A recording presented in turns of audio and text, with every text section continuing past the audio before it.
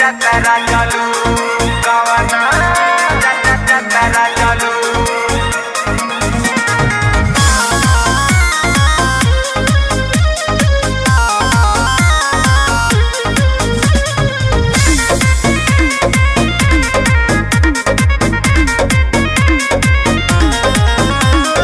कवना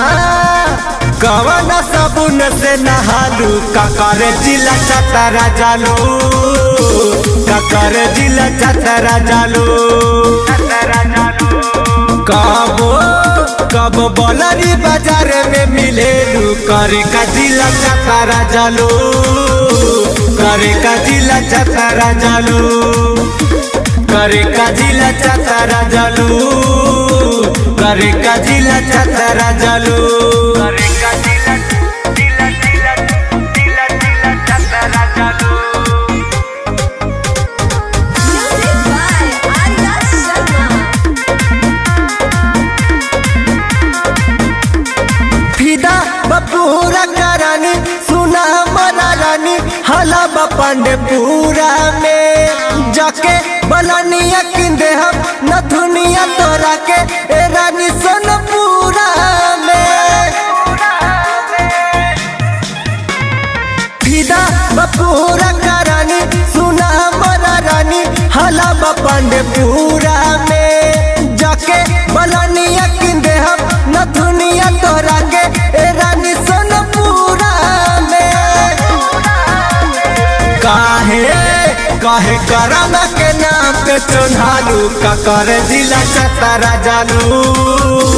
काकर जिला चतरा जालू काकर जिला चतरा जालू काकर जिला चतरा जालू चतरा चालू चतरा चालू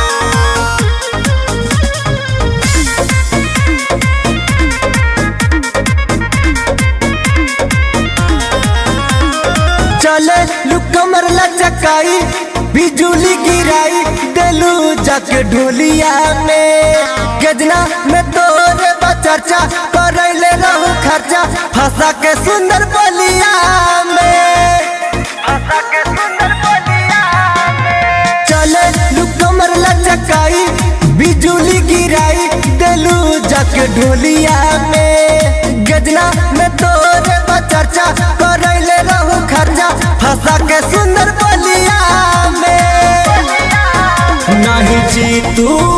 नहीं भोला करे से ला जालू ककर जिला चतरा जालू